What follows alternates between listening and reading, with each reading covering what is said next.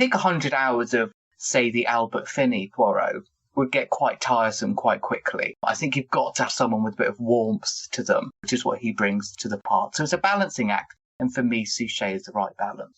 Oh, 100%. Yes, I agree. My husband watches them all the time. He's obsessed. Good. I've seen them so many times and watched them all again, of course, for this book. They're very familiar. They're like comfort food, I think, once you've seen them, that you know what you're going to get. It's going to be pretty high quality stuff and very entertaining, which is as much as you can ask for, really. I really enjoyed when he was in the documentary about her. That was great. Yes. Again, somebody who is actually taking Agatha Christie books seriously, which I think is really important. And I don't think that all actors in Agatha Christie productions, especially perhaps some of the more recent Miss Marples, have not necessarily taken the core original text that seriously, which is a shame, whereas David Suchet absolutely did. Okay, well, that's your best Poirot. Who's your worst? I think that the worst has to be actually a guy called Austin Trevor, who was the first cinema Poirot in the early 1930s, was in 3 different films. Only one of them survives, which is adapting Lord Edgware Dies. He's not really Poirot. I mean, that's about as bad as you can get, I think. He's in his early 30s. He hasn't got a moustache. He's French. He's not Belgian. He's sort of this sort of quite amiable, boring type person. You couldn't imagine that he's got a really sharp mind. And I don't mean that to be rude about Mr. Trevor, who I'm sure did have a sharp mind. When you watch his take on Poirot on screen, he's this sort of bland, boring detective in a really dull way, rather than being the very distinctive Hercule Poirot. He's just anybody, really. I mean, he could be a British, police detective for all that he's able to be distinctive. So I think that's a really bad take. But I should say, I'm sure that wasn't Austin Trevor's fault. I'm sure that's in the scripts and that's what he was obviously cast to do. No, not Poirot. I don't think any of us would see him as Poirot. No moustache. It can't be Poirot without a moustache. Come on. Yeah. I remember back in the day, because I'm a little bit older than you, when they announced that Peter Ustinov was going to be playing him, I thought, what? But it actually worked. It did. And I think there is this thing about that Peter Ustinov absolutely is Peter Ustinov as Poirot. The actor is very present in that role. You can see that this is Peter Ustinov playing at being Poirot for a bit. It's not really a complete embodiment of Poirot, but it's massively entertaining. What more can you want? Is there a better 2 hours of entertainment than Evil Under the Sun? I just watched it like a week ago. It's so good, isn't it? It's just so much fun. The performances are great. Diana Riggs and... Yes, Maggie Smith. It does this thing also, for me, when I go back and read Evil Under the Sun, I'm often quite surprised by how many side plots are removed from the film. Like, well, they've made a really good choice. There's all this stuff about witchcraft and smuggling. They made such a good choice to just sort of put that to one side. I'm not saying that it doesn't work in the book, but just get rid of it and you've got a really strong central mystery and, just so much fun. It's off the wall. I kind of enjoyed Tony Randall when he played Poirot in ABC Murders. You're right. It was still Tony Randall Poirot, but I enjoyed that movie very much. But I think he's fine. I've got to say, I don't particularly enjoy it, but it's great always to hear people that do, like the sort of lesser known ones. I actually think he's fine in it. He's a modern Poirot for 1965, which is quite interesting when he goes bowling. He played more to the audience than than Poirot would have done. Yeah, I think What did you think of Kenneth Branagh? I was quite surprised, actually, because I obviously seen the pictures and everything. It's clearly an interpretation of Poirot that they spent a lot of time thinking about. It's not necessarily going to be one that I think all of us who have read all of the books and are very familiar with lots of other Poirots, I don't think that we're necessarily going to go, oh yes, that is definitely a definitive portrayal. If I say it's a perfectly fair portrayal, that sounds almost a bit sort of rude about it. I think that it's one that is steeped in a genuine attempt to bring a slightly different Poirot to the screen. I'm not so sure about all of the action sequences. I think that is the thing that doesn't quite land for me. It wasn't my favorite. But things like his obsession with order and his brain power, I think, are really well presented in it. Again, I think it's this thing about, Peter Ustinov makes him a bit funny, and Kenneth Branagh makes him a bit of an action figure. And it's really the same sort of principle. For us, perhaps the Ustinov one is a balance that we enjoy a bit more.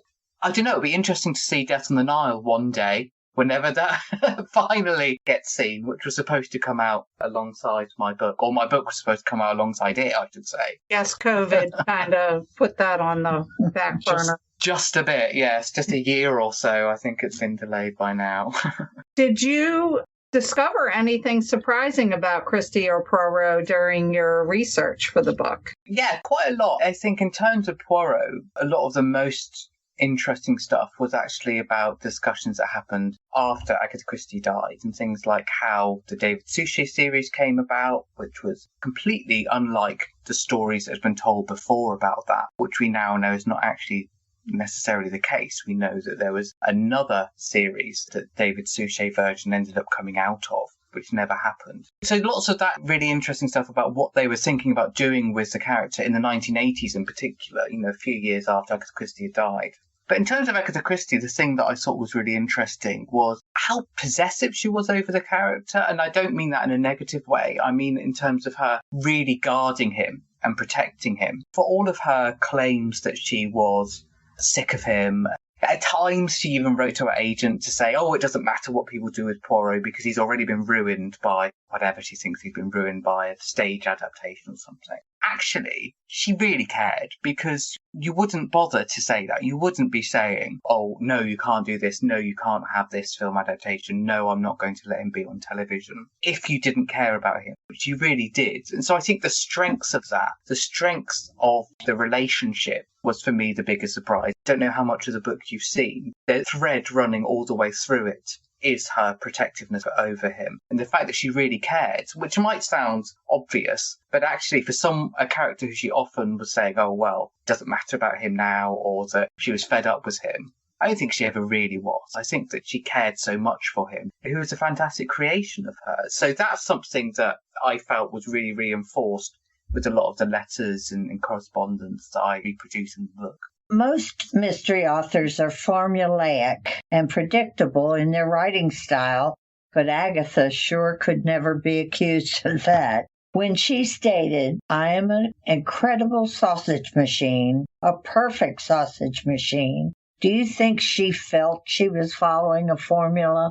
Well, I think that she didn't realise how good she was, and I don't think she realised how many fantastic ideas were sort of naturally flowing from her brain down onto the page. Because she was quite, I don't want to say dismissive of her own work, but she certainly didn't think it was going to have any great longevity. And there's instances in the 1930s of her actually giving away the solution to other books just in passing, which I think is a bit of an indication that she wasn't really expecting people to be reading them years and years later in any sort of random order. That she thought, people will like them for a couple of years and that's it. They'll get forgotten about, like most books are, frankly. She didn't really take it seriously, the fact that she was genius, that she certainly never thought of herself as a genius. What we've got is somebody who I think found it easy in a way that I don't think she could quite articulate. There's always this story about that very few people actually ever saw her even writing, that she would just quietly go away and do something and then there'd be a book.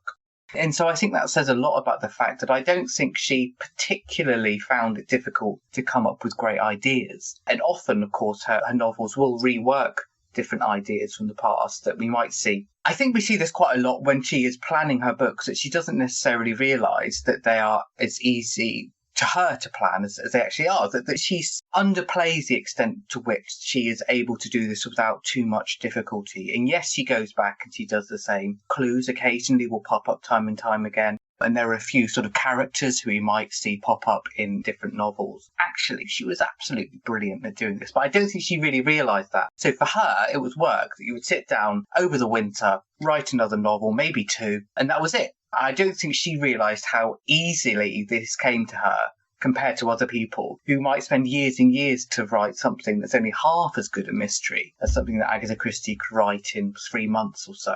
she underplayed her genius because I don't think she realised that it was genius. I guess it's difficult for all of us to put ourselves into other people's positions and understand how difficult some things are for other people that we find easy and vice versa. So for her, I think that she didn't really appreciate how much work goes into making something as brilliant as she did, because she seemed to have been obviously rather a natural at it, which is how we've got so many absolute masterpieces from her. It just made me think when you said she would pop out a couple of books over the winter. How do you think she would have reacted to the pandemic? Well, she dealt with her own pandemic, didn't she? That was prior to her writings. Oh, that's true. What do you think, Mark? I think she would have been unfazed by it, but taken it seriously. I mean, I don't want to speak for her, but all we can really think about is how she reacted to the Second World War, which is very traumatic in lots of ways for the family. She was very stoic in that, and she lost a lot in that war, just like many people did. So I think that's probably our best indication of this. She probably would have quite liked the fact that she wasn't going to be invited to a lot of parties anymore because she didn't enjoy them. So would probably have rather enjoyed the idea of being in a bubble with her family, who she was obviously very close to. That would be my guess, yes, that she probably would have, could say, enjoyed it. Would probably not have been somebody who would have panicked over it, certainly, because we know that she was a person who got through several crises of her own in terms of what was going on in the world. She would have been fine, I think. Do you think she would have been a writing machine during this time? Oh, I don't know. Because you never know, do you? Because people react in different ways. Who knows is the answer to that. I think that she certainly was able to get on with writing when she needed to. I mean, she kept to her deadlines pretty much, which is unlike most authors. She might well have taken the opportunity to perhaps indulge in the things that she particularly enjoyed writing, such as Mary Westmacott's and stage plays and stuff, which she particularly enjoyed. I thought it was interesting also that you said that she would go away and then a book would show up. Have you ever heard the conspiracy theory that she actually did not write these, that her husband did? Because I did. Oh, really? Well, both of them. One took over from the other, did they? No, that's not a particular conspiracy theory. I have heard people who don't know really Agatha Christie and have mentioned in passing, and I have heard one or two people say that they thought that she was a pen name for lots of different writers. I've heard that one. I've heard that about Enid Blyton as well. I don't think it's very well known in America. A writer of children's stories who was prolific, a lot more prolific than Agatha Christie, but then they were rather shorter, more basic stories. Who again, I've heard people say that, it's just a pen name. We can be very, very confident that Agatha Christie wrote all of her stuff that's published under the Agatha Christie name. I've gone through stuff in her handwriting and absolutely everything. So it's something that I think people perhaps are trying to find a justification for how one woman can be so brilliant, and the answer is that she's brilliant. It's quite sad that people might think that it would need to be a man doing it, that Agatha Christie wouldn't be able to do it herself. She certainly did. I assume the mousetrap is closed down.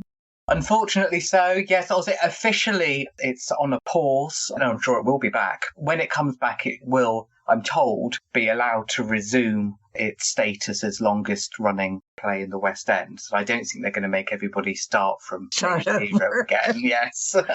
When I was in London, I wanted to go there and see that place so badly. We just didn't have time. That is a shame. It is great. And I've seen it a few times over the years in various productions, including in London. And it's always entertaining. It's always a good afternoon or evening at the theatre. And I've got to say, every time I've been to see it, and I won't ruin anything for anybody, but when the solution is revealed, I have never sat in an audience and there not been a gasp. People do gasp when the solution is revealed, which is always very satisfying, I've got to say. I know it's coming. I think they're going to explain it all now. And yeah, every time there's a gasp from the audience whenever I've seen it.